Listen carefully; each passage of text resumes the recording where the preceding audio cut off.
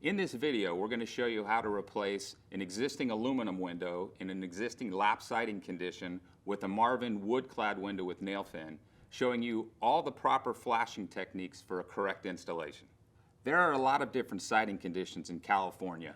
What we're going to show today is how to remove a horizontal lap siding to open up the wall, and then we're going to install and properly flash a new Marvin clad window in its place.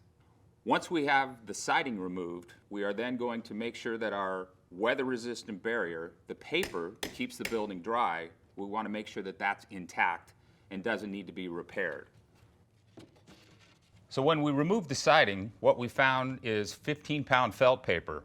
This is acting as the weather-resistant barrier, which is really common in homes in California. Now that we've removed the siding from the wall, we've been able to access the nail fin.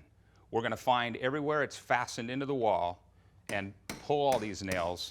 In some cases, we'll also have sealant behind that fin, so we're going to have to be careful in pulling the unit out to get it out safely.